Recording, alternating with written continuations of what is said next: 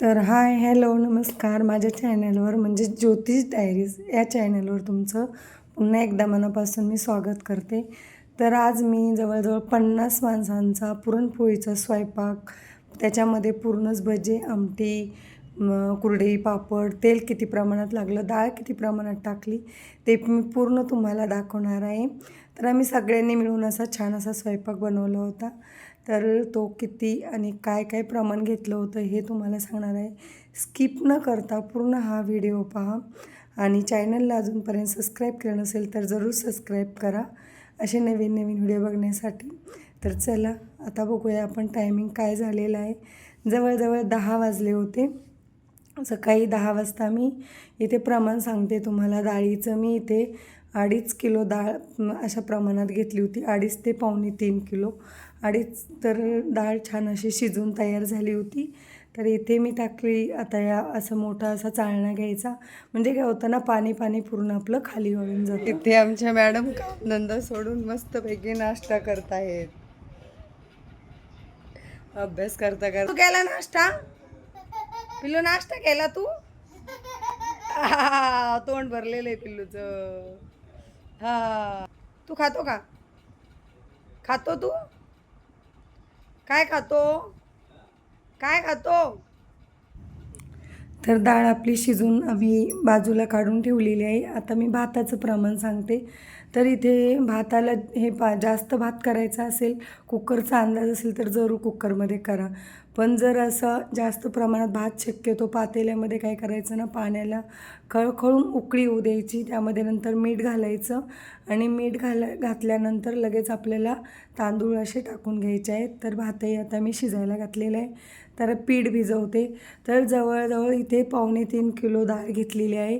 त्यासाठी मी इथे 2 किलोच्या प्रमाणात इथे पीठ भिजवणार आहे.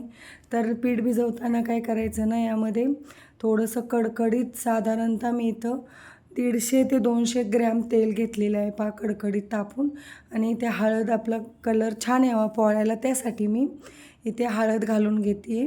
तर कडकडीत असं तेल गरम करून घेतल्यावर काय होतं, मोहन असं पूर्ण आपलं पिठाला छान लागतं आणि पोळ्याही छान अशा सॉफ्ट होतात. स्किप न करता ही प्रोसेस जरूर करा. तेल घालाच. तेल घातल्याने पोळ्या खूप अशा छान अशा अगदी ओठाने चावेल अशा होतात. तर हे अशा पद्धतीने आपल्याला पूर्ण असं तेल हे चोळून घ्यायचं आहे छान पिठाला. आणि नंतरून असं ज्यावेळेस आपण एका साईडला डाळ शिजत टाकतो ना, त्याच वेळेस ही पीठही छान असं भिजत ठेवायचं आहे बरं का. जेवढं तुमचं पीठ, मला वेळ होता त्यामुळे मी हे पीठ जवळजवळ 3 ते 4 तास मी इथं भिजून घेतलं होतं.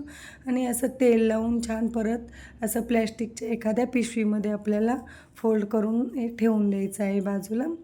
तर आता प्रमाण सांगते मी गुळाचं आणि साखरेचं. तर आपली 2.25 किलो डाळ आहे पहा. तर यासाठी मी काय केले, 1.5 किलो साखर घेतली आणि 1 किलो असा गूळ घेतलेला आहे. तर तुम्हाला इथे गूळ जास्त हवा असेल तर साखरेचं प्रमाण तुम्ही करू शकता. गोड अधिक तुम्ही तुमच्या प्रमाणानुसार करू शकता, पण हे योग्य प्रमाण आहे. 2.25 किलोसाठी मी 1.5 किलो साखर आणि 1 किलो गूळ असा प्रमाण घेतलेलं आहे. तर छान असा सकाळी सकाळी वेळ होता त्यामुळे हे माझे सगळे कामं आटपून मी हे सगळं एकटीने सुरुवात केली होती. तर इथे मी ना, आपल्या पुरणासाठी मी थोडीशी सुंठ, बडीशेप, विलायची आणि जायफळ पुरणासाठी मी हे सगळं वापरते. तर सुंठ काय करायचं, डायरेक्ट अशी न मिक्सरच्या भांड्यात टाकता थोडंसं खलबत्त्यामध्ये ठेचून घ्यायची. त्यानंतर बडीशेप, सुंठ आणि विलायची मी छान अशी वाटून घेतली. आपलं पुरण छान परतायला हवं यासाठी ही ट्रिक मी तुम्हाला सांगते पहा. असा उलथानं किंवा झाऱ्या असा उभा करून बघायचा. ज्यावेळेस कालथा आपला उभा राहतो त्यावेळेस समजायचं परफेक्ट तयार आहे. तर मी डायरेक्ट न टाकता काय करते ना, अशी पूड एकदमच बनवून ठेवते. कधीही आपल्याला उपयोगी पडते आणि अशी चाळणीने चाळून घ्यायची. कारण आपण यामध्ये सुंठ घातली. सुंठ घालण्याचं कारण असं की पुरणपोळीचा स्वयंपाक आहे पहा. सोप घालायचं आहे कारण सांगते की पोट साफ व्यवस्थित राहावं, कोणालाही याची बाधा होऊ नये यासाठी मी पूर्ण ही दक्षता घेऊन हे सगळं टाकलेलं आहे. तर काय करायचं ना, की छान असं हे पहा माझं पुरण परतलेलं आहे. जवळजवळ अर्धा ते 1 तास माझं पुरण इथे मला परतायला गेला. पाऊण तास तर आरामशीर लागला होता. पुरण हे ज्यावेळेस आपण छान परततो ना, त्यावेळेस आपल्या पोळ्याही खमंग अशा होतात. तर हे पहा मी इथे काय करते, गॅस बंद केलेला आहे. गॅस बंद केल्यानंतर आपल्याला इथे जायफळ छान असं किसून टाकायचं आहे वरतून. तर मी इथे असं अशा प्रमाणात जायफळ असं छान असं किसून टाकते आणि जे आपण पूड केली होती ना, ती आपल्याला घालायची. तर मी ज्यावेळेस पुरण परतून झालं होतं, पीठ भिजून झालं होतं, भात बनवून झाला होता, त्यावेळेसच आई, वडील आणि भाऊजाई सगळे आले होते स्वयंपाकासाठी मदत करायला. तर नंतर बहिणी आल्या होत्या, ते पुढे दिसतीलच तुम्हाला. तर अशा पद्धतीने त्यांचे आगमन झाले होते. तर बरेचसे मेन कामं करत होती मी. मसाल्याची तयारी करून ठेवली होती. एका साईडला कांदे भाजत ठेवले, तुम्हाला दिसतच असतील. तर इथे ना गॅस बंद ही दक्षता घ्यायची, की आपण ज्यावेळेस गॅस बंद करतो ना, त्यावेळेस आपल्याला इथे जे आपण पावडर किंवा जायफळ आपण गॅस बंद करून झाल्यानंतर आपल्याला हे टाकायचं. म्हणजे काय होतं ना, की याचा आपल्याला वास हा टिकून राहतो. ही दक्षता जरूर घ्यायची आहे. तर कांदे म्हणाल ना, तर आमटी बनवायला 50 लोकांच्या प्रमाणात होतं. त्यामुळे मी अर्धा किलो कांदे, पाव किलोपेक्षाही थोडंच कमी, अर्धा किलोच्या थोडं 2 वाट्या अगदी कमी, अर्धा किलोच खोबरं आणि अर्धा किलो कांदे असं प्रमाण घेतलं होतं. आणि डाळही लागते. त्यामुळे यामध्ये काय होतं, 2.5 किलोच पुरण होतं कारण पाव किलो प्रमाणात डाळ मी इथे आपल्याला आमटीला लागणार आहे. प्रमाण लक्षात ठेवा. पाव किलो डाळ मी इथे आमटीला वापरणार आहे. म्हणजे 2.5 किलोच डाळ आपली पुरणासाठी होते.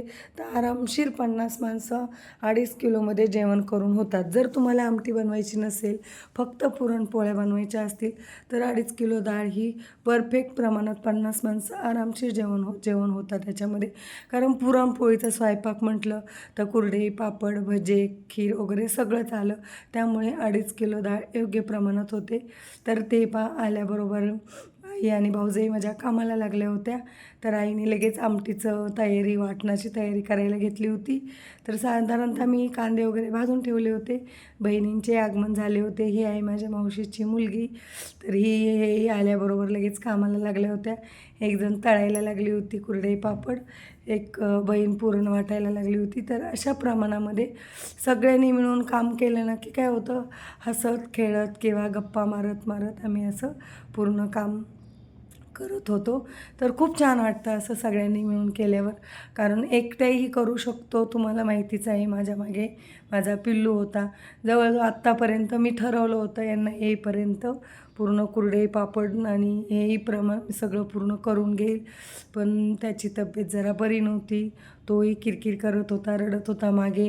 त्याला बघून साधारणतः मी थोडंफार जेवढं होईल तेवढं भिजायचं हे काम बहुतेक मी करून घेतलं होतं अगोदर. डाळ शिजवणं, कुठे भात शिजवून ठेवणं, कुठे पीठ भिजवून ठेवणं, मसाल्याची तयारी करून ठेवणं, असे बहुतेक कामं मी त्यांना येईपर्यंत केले होते. अजूनही बहुतेक प्रमाणात झाले असते, पण हे शक्यच नव्हतं. आणि ते मी आता घेतलेलं आहे भजे करायला. कुरडे, पापड तळून झाले होते. भजेही तिनेच केले होते, पण पीठ हे भिजून मी दिलं होतं.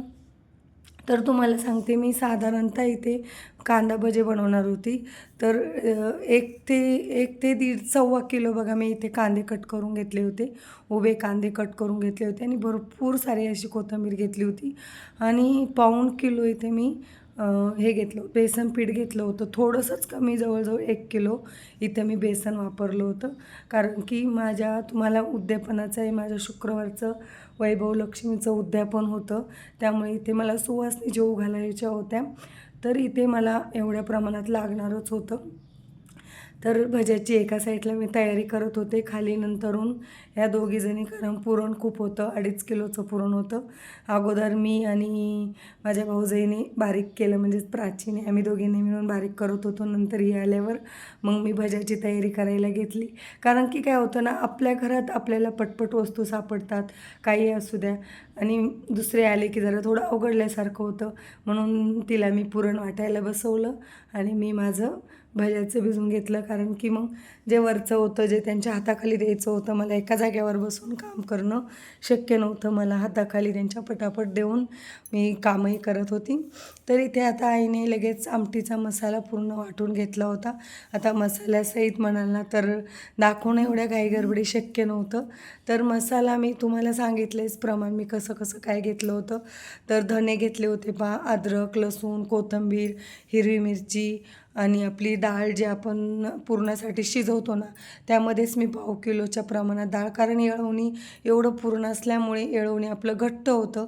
तर पाव किलो डाळ, अर्धा किलो कांदे, अर्धा किलो खोबरं, थोडंच एखादी वाटी एखादी 2 वाट्या ठेवले होते मी अर्धा किलोमधल्या फक्त. तर अशा प्रमाणामध्ये ना मी हे वाटण आपलं करून घेतलं होतं पहा. तर असं वाटण हे तयार झालं होतं. तर फोडणीसाठी काय करायचं, नेहमीचंच माझा मागे एक मी व्हिडिओ टाकलेला आहे पहा, ज्योतिष किचन चॅनलवर पुरणपोळीचा.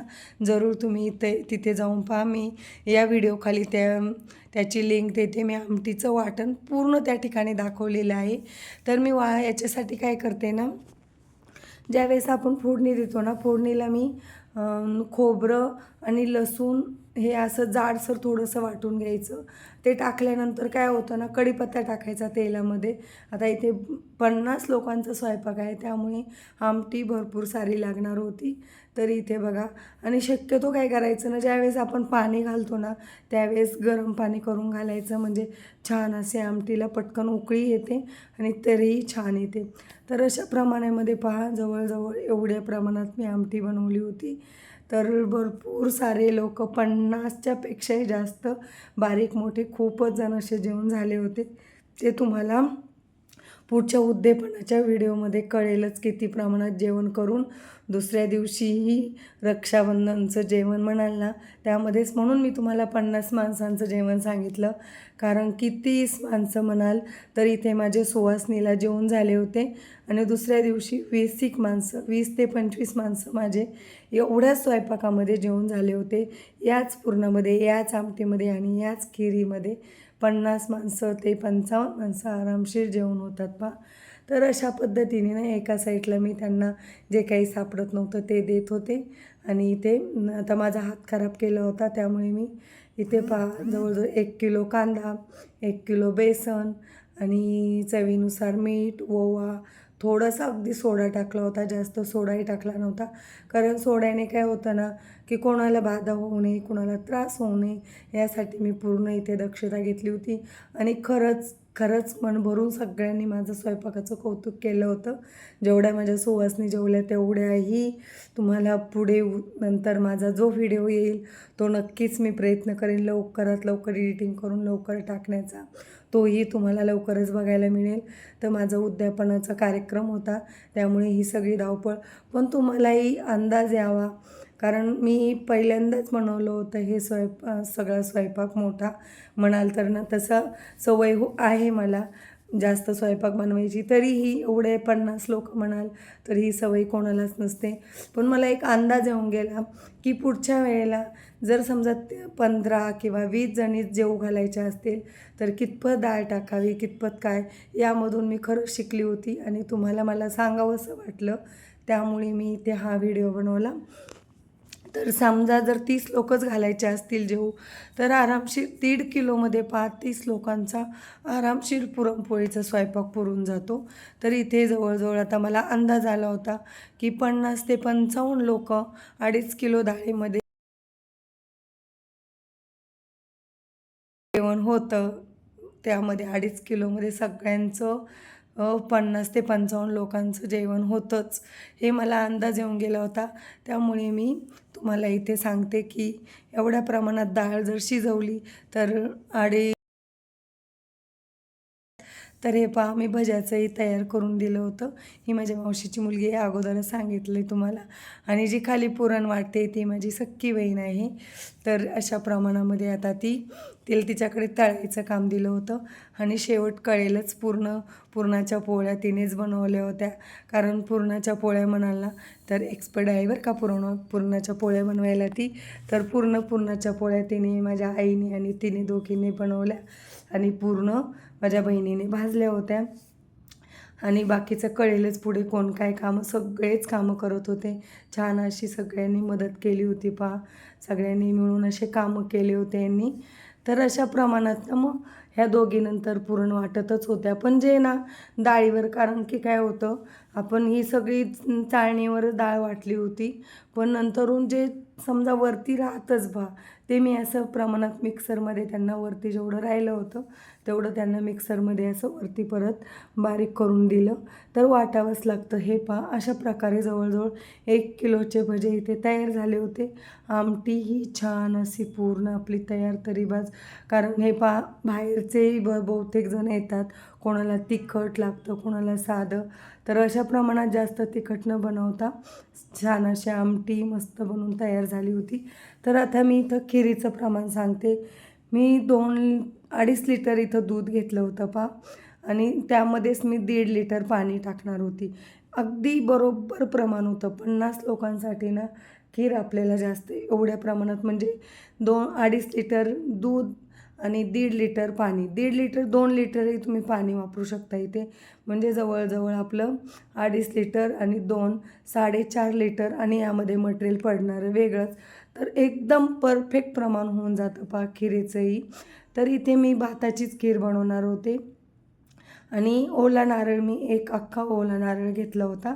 आणि भाताचं म्हणाल तर मी अंदाजेच टाकला होता. जवळजवळ 3 मिक्सरचं छोटे भांडे असतात ना, ते मी 3 मिक्सरचे भांडे इथं बारीक वाटून घेतले होते. आणि हे मिक्सर ज्यावेळेस आपण हे भात वाटून घेतो ना, डायरेक्ट भात वाटल्यावर कधीही डायरेक्टमध्ये दुधामध्ये हा भात वाटून टाकायचा नाही. किंवा मटेरियल मी एका साईडला मी दूध पाणीही एका साईडला मी उकळायला ठेवलं. साखर टाकायची घाई करायची नाही. साखर मी अगदी लास्ट टाकली होती. तर अशा प्रमाणात मी काय केलं, सगळं आपलं ड्रायफ्रूट जेवढे असतात तेवढे कढईत छान असे परतून घेतले होते. ओला नारळही छान भाजून घेतला होता. आणि भात ज्यावेळेस आपण वाटतो त्यावेळेस एका साईडला आपण त्या ताटलीमध्ये ओतून असा पूर्ण एक असा मोकळा करून घ्यायचा. नंतरून एका कढईमध्ये आपण जे फ्राय करून घेतलं होतं ना, त्यामध्येच मी तो टाकून घेतला. आणि नंतरून हे पूर्ण छान उकळून दिलं कढईमध्ये. नंतर जे आपण दूध आणि पाणी घेतलं होतं त्यामध्ये एका साईडला ओतून ते साईडला ठेवून दिलं. तर अशा प्रमाणात पहा, आता राहिल्या होत्या फक्त आणि फक्त पुरणाच्या पोळ्या. तर एका साईडला आता ह्या पुरणाच्या पोळ्या बहीण भाजते, खाली आई आणि मावशीची मुलगी ह्या वाटून देत आहेत. तर माझं बहुतेक मला तिकडे तयारी करायची होती. त्यामुळे आता यांना मी सगळी तयारी, सगळं बाकीचं पुरणपोळी, आमटी, भात आणि खीर हे पूर्ण बनून झालं होतं. आता फक्त पुरणाच्या पोळ्या बाकी होत्या. तर अशा पद्धतीने ह्या तिघी करत होत्या पुरणाच्या पोळ्या. तर एका साईडला खूप सारे असे भांडेही पडले होते. तर लगेच आमच्या प्राचीने, म्हणजेच माझ्या भावाच्या बायकोने लगेच घासायला घेतले. बिचारी खूप छान अशी आम्हाला हेल्प करते बरं का, मदत खूप छान अशी करते. खूप छान स्वभाव पण आहे तिचा. तर अशा पद्धतीने ती आमच्यामध्ये लगेच मिळून मिसळून कामालाही लगेच तयारी. आता ह्या पोळ्या करायला लागल्यावर तिने एका साईडला लगेच मी बाहेरची तयारी करायची होती. तर तुम्ही पाहू शकता एका बाजूला खूप सारे असे गच्च बेसिंगभर भांडे पडलेले होते. तिने लगेच ते भांडे घासून घेतले. अशा पद्धतीने ना सगळ्यांनी मिळून जुळून असा 50 लोकांचा स्वयंपाक केला. तर तुम्हाला आजचा व्हिडिओ कसा वाटला, कसे आम्ही मिळून जुळून कामं केले, नक्कीच कमेंटमध्ये सांगा. आणि व्हिडिओला लाईक शेअर करायला अजिबात विसरू नका. अशा नवीन नवीन रेसिप्या बघण्यासाठी चॅनललाही जरूर सबस्क्राईब करा. तर पुन्हाच अशा नवीन, म्हणजेच मी जरूर प्रयत्न करते, उद्यापनाचा व्हिडिओ आपल्याला नवीन लगेच बघायला मिळणार आहे. तर स्किप न करता पूर्ण व्हिडिओ पहा. आणि चॅनलला अजूनपर्यंत सबस्क्राईब केलं नसेल तर जरूर सबस्क्राईब करा. तर चला, मस्त मस्त का आणि स्वस्त राहा. तोपर्यंत श्री स्वामी समर्थ. बाय.